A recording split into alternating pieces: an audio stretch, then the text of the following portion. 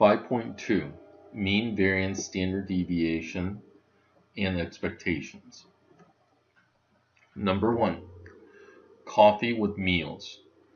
A researcher wishes to determine the number of cups of coffee a customer drinks with an evening meal at a restaurant. Find the mean, variance, standard deviation for the distribution. So the mean of a probability distribution is equal to the sum of x times p of x. So I set up x and p of x, and they're going to be entered in L1 and L2. The problem in the text were shown horizontally. I made the list vertically, and then we're going to go to L3 and define L3 as L1 times L2. Okay, so stat edit, that takes you into the list. And before I started the video, I entered the data in L1, L2. So then highlight L3 and define L3 as L1 times L2. Okay, so let me write those numbers down. 0, 0.42, 0.42, 0.12, 0.08. So now I want the sum.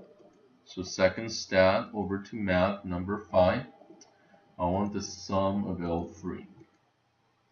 And that gives me the mean, which is 1.04. Next, I'm going to work on variance. And variance is the sum of x squared times p of x minus the mean squared. So as you noticed in L4, I've set up the x squared times p of x part. So we're going to define list 4 as list 1 squared. L1 has x, so x squared will be L1 squared times L2. So let me get back into my list. Second edit. Stat edit. Then define L4 as L1 squared times L2. And enter. So I'm going to get, so everything in the table here is part of your work. Okay. So I'm writing down these numbers and the sum of that. So let me get out of the list. So second entry, I want the sum of L4 this time. And after that, I'm going to subtract mean, which is 1.04 squared. And that gives me 0.8584. And the standard deviation is the square root of the variance. So I'm going to take the square root of 0.8584. So square root of the answer. And that gives me 0.926. Okay, so I just took you through the process of finding mean, variance, and standard deviation of a probability distribution and how to show your work. Okay, now number 11 has to do with expectations, expected values. Grab bags. A convenience store has made up 20 grab bag gifts and is offering them for $2 a bag. 10 bags contain merchandise worth $1, 6 bags contain merchandise worth $2, and 4 bags contain merchandise worth $3. Suppose you purchase 1 bag, what's your expected net gain or loss? So I'm going to let X be the net gain of each purchase.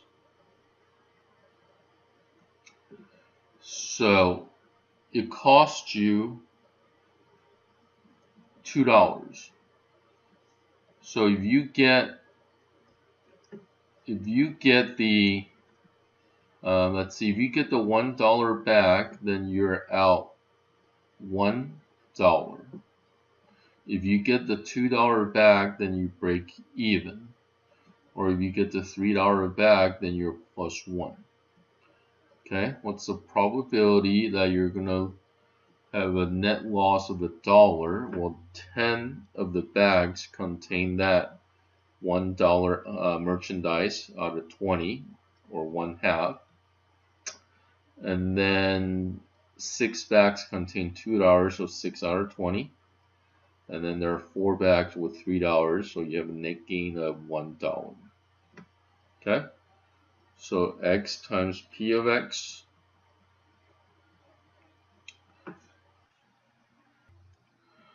So now we're going to enter x in L1 and p of x in L2, and we'll define L3 as L1 times L2. So again, in the interest of time, I already entered the x and p of x in L1, L2.